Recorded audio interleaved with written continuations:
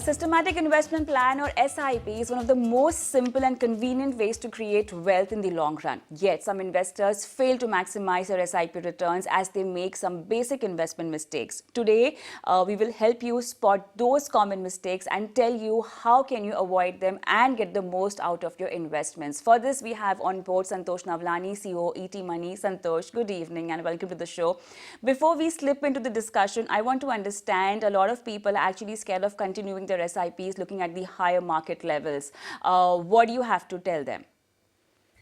Hi, Kavita. So actually, it's a quite an apt topic given the lifetime high that market is witnessing, or the new all-time high that we are witnessing right now in markets. And it's very normal, it's very human to be concerned continuing your investments in equity funds at least completely unabated and keep buying at higher levels. And in the show, we have discussed multiple times in the past that at ED Money, we don't believe that's the right way to invest. You need to take some money off the table. You need to review your asset allocation.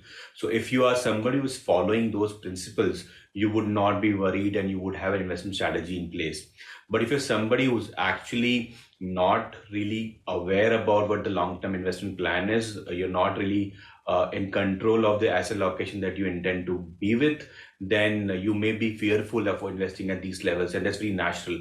So the simple thing is don't stop blindly SIP, don't skip this month's SIP, don't really pause your SIP till the time you get your plans clear. Have an investment strategy in place, and then you will not have these worries at all.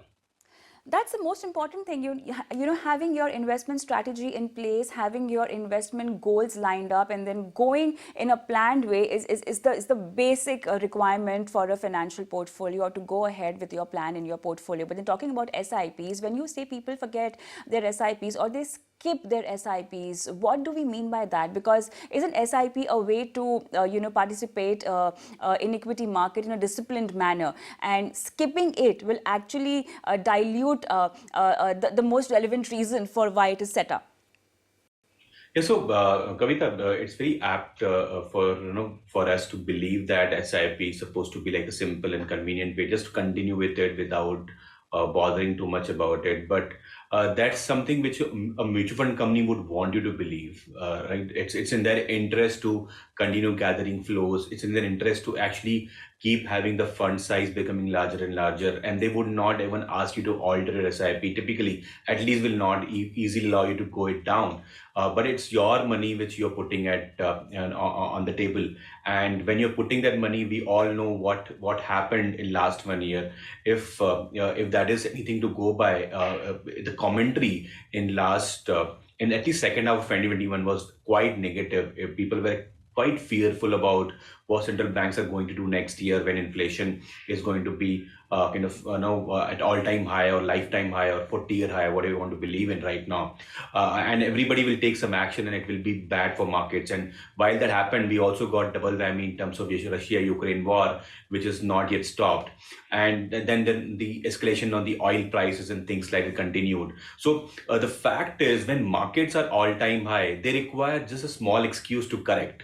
And if you don't book your profits, at least take some money off the table, review your asset allocation and rebalance, you would not get it right. So I would say that the problem in people's understanding of SIPs, you're supposed to have a constant amount going in a constant fund or an asset class. That's not the right way to look at it. An SIP is supposed to be your savings plan first, that you are allocating, say, an X amount, 5,000 rupees, 10,000 rupees, or 50,000 rupees per month to your savings plan for the future. And where that amount should go each month or each quarter or each year may be different. It may go in equity fully, it may go in diversified portfolio equity, debt and gold. It may go in debt and gold and not at all in equity. That's something which you need to plan for to ensure that your returns are stable, are better, our drawdowns are lesser, or surprises are less negative compared to what you may see if you continue putting a constant amount in the same fund each year. So explain this to me, Santosh. What if someone just believes in investing when the market is correcting and doesn't want to invest when the market is at a higher level? How does this strategy impact your corpus? And also explain us, how does a continuous SIP in all the market levels actually help us achieve a corpus?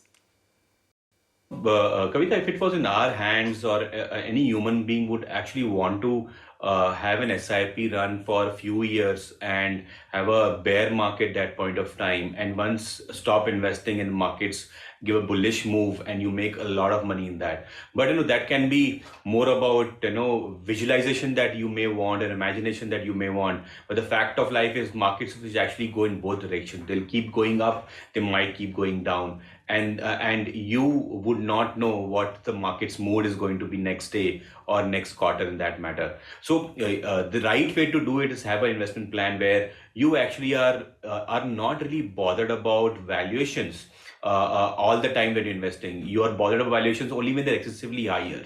You're bothered about increasing your allocation to equity when markets are actually quite cheap. You are basically investing in debt investments when interest rates are higher or trending towards higher side. You are supposed to have some gold in the portfolio when you believe that there is a lot of economic uncertainty in the marketplace. So you need to plan things in a way that you are invested in all markets, not necessarily in equity. The moment you understand this concept that you're supposed to keep investing every month, but not in equity all the time, I think you will become a far better investor than you can be otherwise. Going to our next mistake, which is not increasing your SIP amount. And if you don't do that, you're almost doing like an RD in equity markets. Yeah, so I think many people, in fact, most of the people in equities who are running SIPs right now actually are victims of this mistake, in my opinion, because we have been kind of educated or informed that have a constant amount, continue for long term in the same fund. This mistake also settles into the fact that we don't increase our SIP amounts. The simple fact of life is all of us experience, or at least most of us experience, a rising income annually every year. It may be 5%, maybe 10, maybe 15, maybe 20. But everybody does see some kind of inflation adjusted minimal increment in incomes. And that should also ensure that you are investing more for the future. What happens is, while a lot of people get increments in terms of their business income or salary, they also increase their expenses, but they don't increase their SIP. The savings basically lie down in the bank account or basically accumulate, and that money gets expended onto a larger consumption item and things like that. And if you don't really increase SIP, then you're not buying into the future. We did some analysis in the past, and if you look at data, if you have an SIP of say 5,000 rupees each year, each month, and you don't increase your SIP, you basically in like a certain amount of time will have some X value over a period of time. But the moment you say that I'm increasing my SIP by like 5%, the amount may be basically looking like almost nearly double. If you increase the SIP by 15%, it might go 2x. If you increase by 20%, you might have a 3x more corpus. So what happens is, by just increasing SIP amount by 10, 15, 20% annually, or whatever you can afford each year, can actually make a meaningful difference in the end corpus you will have, because it's not just that SIP amount you're investing, the compounding on that will keep coming in every year as well, and you would actually make a lot of money in the future. So if you want to achieve your financial goals, the fastest way is to actually ensure that you keep increasing SIP amount every year. All right, that you can do as per your convenience, but then how important it is to choose the right plan within a mutual fund scheme. A lot of people, they are aware of growth and dividend plan option, but a lot of people are not aware of how choosing the right kind of plan within the scheme also helps them achieve or arrive to that corpus which they really need for the financial goal. Talking about dividend plans, why it is a mistake, or is it a mistake? So I would say it is definitely something which is unwanted. I would not call it a mistake in a negative way, but it is far more less desirable for any investor to be having an SIP in an equity scheme or a fund, and having a dividend option selected there, or even for debt for that matter. Let's do simple calculations here. The amount that you invest in a mutual fund, if there is a regular dividend coming in at least say once a year, what will happen is it is actually coming from your corpus, and the NAV falls down, and the money is hitting your bank account. and this amount is actually taxed at your income tax bracket. So when you are actually earning some dividend from the mutual fund company, you're supposed to pay tax on it. When you pay tax on it, there is a further loss of money, and the money that you get back in your bank account doesn't compound anymore. Versus growth plan, when you invest in a growth plan, the money doesn't get kind of come to you in the form of dividends.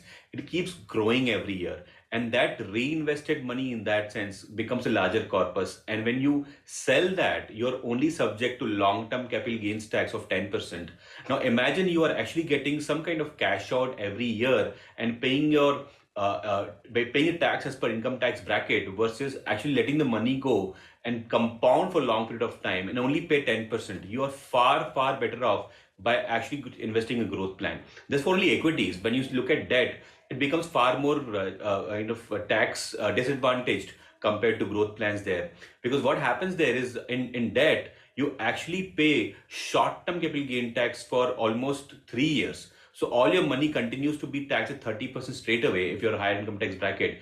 And if you buy a dividend plan of a growth plan of debt scheme, what happens is you get indexation benefit after 3 years of holding. So taxation there is actually far, far less than 10% in many cases. So in both the asset classes, be it equity, be it debt, you actually are better off by investing in a growth plan and withdraw money whenever you need if there is an emergency, instead of actually having some kind of fixed payout coming in every year or periodic basis from mutual fund company. All right, almost the end of these common mistakes that you're highlighting. We are left with not having a specific goal or a SIP oriented investment approach and monitoring your SIPs periodically. How can one do that? The first aspect, not having goal. Basically, Kavita, what happens is when you're investing with in a random set of funds just because you believe that you need to start saving money on a monthly basis, which is a great habit to build, but not having a goal or end objective attached to it, basically makes you prone to some kind of impulsive behaviors like pausing SIP in between, skipping SIP installments in between, not really increasing SIP amounts as you keep earning higher incomes, or for that matter, actually, if there's a large profit there, you may withdraw it just because you want to feel like booking some profits or buying something of high value, which you may not be able to afford by your bank balance in that sense. So on all the 3, 4 cases, what happens is you basically end up breaking your compounding. And when you have a goal attached to it, something like a child's education goal or retirement goal, you become far more disciplined and emotionally attached to that goal.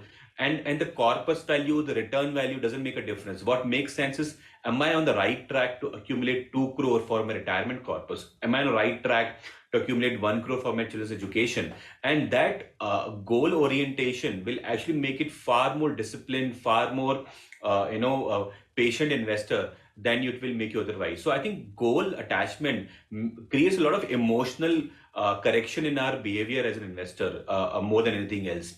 And second aspect is not reviewing your SIPs. As we discussed at the beginning of the show as well, people keep SIPing. They don't review their asset allocation. They don't review their investment plan. They don't review the fund performance. If you don't do these, then basically what is happening is your returns may be suboptimal in nature.